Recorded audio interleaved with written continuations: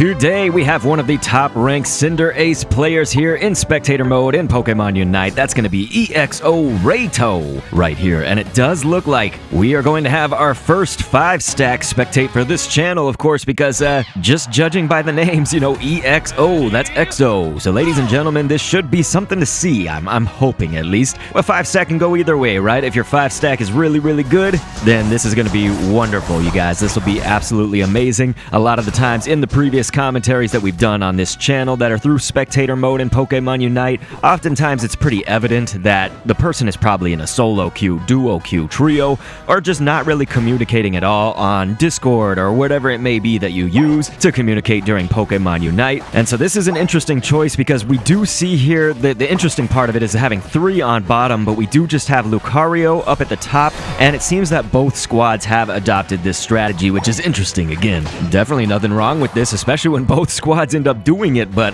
Cinderace probably a good idea for that jungle because, of course, it is a bit of a late bloomer. You do sometimes want to play it safe when you're a Cinderace player until about level 7 or so, and you can see it is Raboot right now, level 5, so does have a little bit of ways to go before we do reach that point. This was a good chance, of course, for Raito, is it Raito, to come in and help out the rest of the squad mates. Unfortunately, they did lose their Snorlax, and so we'll see what happens up here right now for the top lane and keep on switching back to the bottom lane just to, it's a little bit hard sometimes to see like which action should we prioritize on the map right here. Nice KO, of course, early on here by the Raboot, which is again our focal point for this Spectator match, and so we're gonna probably assume that we're gonna see a Pyro Ball paired with Feint. That's probably gonna be the build that we go with. Pyro Ball actually had the damage increased. There was a cooldown reduction, I believe, so gotten a bit of a boost ever since that recent patch, at least at the time of this recording. That patch would have been, of course, with Pokemon Unite's introduction to mobile players, and so we're seeing both Lucarios also. It's sort of interesting to see these squads mirror each other a little bit, but both of those Lucarios are sort of playing that same strategy as actually Orange Lucario does pull off a KO right now, giving it a chance to still kind of get in this early game, maybe the later part of the early game, but to actually get some points on the board again and keep chipping away at that goal. That's the idea, right? We do have 4 here of the Orange squad on the bottom, so Purple being just way outnumbered like that, getting pushed back, not having a lot of control over this bottom lane. So far, there wasn't points against their bottom goal until just that moment, so we are now seeing that take place. Looks like our Lucario player on Purple is back right here as EXO, this 5-stack. They're going to need to make some moves, it looks like. Anything can happen still, of course. We are only at about 7 minutes, 20 seconds on the board. Orange with a somewhat substantial lead. We'll see kind of just how, again, they can end up making this happen, especially with the Dreadnought about to spawn.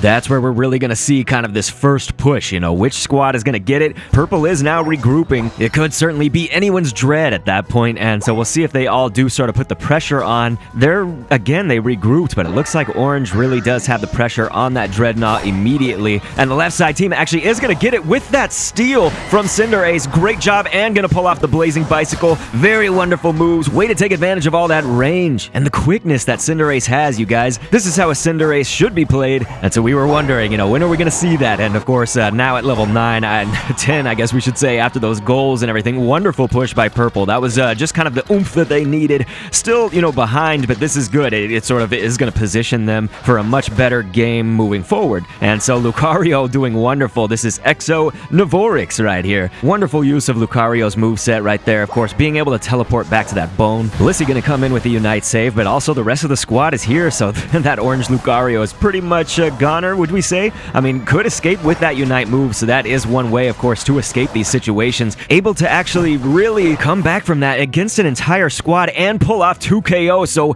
just making me eat my words here as a commentator. That Lucario absolutely effective at turning this around, especially when the chips are down, and now the rest of the Orange squad is back to, I just can't believe this. They were able to completely change the tides, so this is going to be one of those back and forth battles again where score right now is not even the most important thing. It's just how are we going to be positioned for that late game, right? And so which squad is really going to do it? And so Nivorix, our Purple Lucario right now, does have a lot of the Orange squad chasing after him, and so this is actually really nice. This is going to take a lot of valuable time that the Orange squad could be doing something else. Purple Lucario able to really just sort of distract them and pull them away where they probably could have been using their time a little bit more efficiently. One thing we do want to say is this Ivysaur player right here on Purple from EXO Tsubaki, it looks like, probably should be a Venusaur at this point. Not too far away from it though, so at least we're not talking severely, but just maybe a little bit under-leveled, at least when you compare to all the other players in the game, whether orange or purple squad. And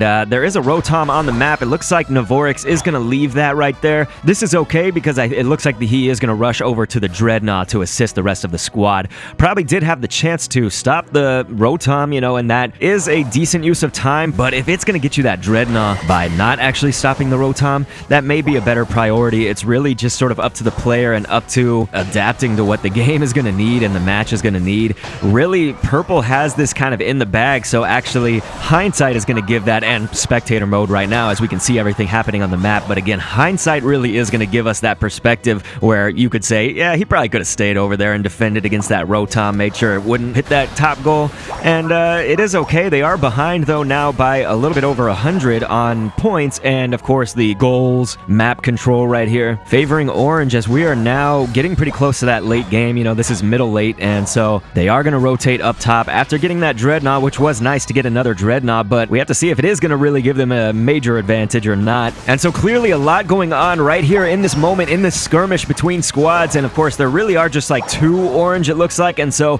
they are doing a pretty good job on the orange team at holding off a major purple onslaught, but then it completely turns around. So this is kind of one of those games where I'm going to be eating my words as I say them because it can just change so quickly, and so that's really wonderful though, because that gives us an entertaining match to watch where you don't know what's going to happen next, and so I'm all here for it, even if I'm going to sound like a fool as I'm saying things immediately, then kind of having to regurgitate words and backpedal on what I'm saying, but it's okay. And so it looks like Navorix waiting to maybe get the jump on some people who would be coming up for the Rotom, which is really what seems to be transpiring right now, and has the Blissey with him. Also, of course, the other squad mates now ready to back up. Cinderace on the caboose right there, and wow, the skirmish is just absolutely nuts, you guys, because it does appear orange squad yet again going to take down purple squad at I would say a very important moment in this match, pulling off that complete team wipe with what appears to be ease, I would say, getting that Rotom with ease, and we have a 50 right now ready to be dropped in by that opposing Cinderace player. We just say opposing because, of course, our perspective was from the top Cinderace player on the purple squad, and so if I ever do say, you know, the words opposing, it's generally because you consider a lot of times when you play Unite yourself that orange really is that enemy team, and so this is great for Cinderace, not actually able to get the KO, so that's not great. I was going to say, again, having to backpedal on my words, but Cinderace against Venusaur would be a great matchup for the Cinder, but it definitely doesn't favor Cinder to go up against that Lucario as well. Lucario able to close the distance on Cinderace, something that a Cinderace player really does need is that distance. We can assume, by the way, a little bit late to call this out, but what I've heard called the critical damage build, essentially, we can assume that Cinderace did go Pyro Ball Feint. We've seen Pyro Ball for sure. I'm just making sure that I'm not completely calling this wrong on the feint, but that's usually what a Cinderace is going to go right here in Master's Class, pairing up with Pyro Ball. Wonderful as we go for the Zapdos right now, squad on squad action. This Lucario has also been, I would say, just as fun to watch as our Cinder, and Orange Cinderace able to escape, but no, then going to get picked off by the Cinder that we have our focal point on today for our spectating. That's going to leave them to Zapdos with a total team wipe now in Purple's favor, as the scores really were relatively even up until this point. We're going to see if Purple Squad is able to take advantage of that. We can only assume that they are, as most of the time you do after getting a Zapdos and having your entire squad still alive, still really able and ready to drop in massive amounts of points for the majority of those players. You're going to see hundos all around, and look at Cinderace dropping in a 98, so wonderful, breaking that goal at the bottom. This really did change things, really did turn it around for EXO, our EXO squad right here. So fantastic. If they were on those comms, if they were just communicating well, it paid off for them. But even if they were just a bunch of friends not on comms or something like that, did have decent team synergy, but the Orange Squad, I would say, really did give them a run for their money. It was up until that Zapdos, and now they're doing exactly what they should. You see that the Snorlax on Purple is waiting for that super jump. Same with Venusaur. They're waiting right there just in case somebody does come in that middle jungle area, but also this allowing them, of course, to do exactly this. Snorlax is going to super right down to that bottom goal.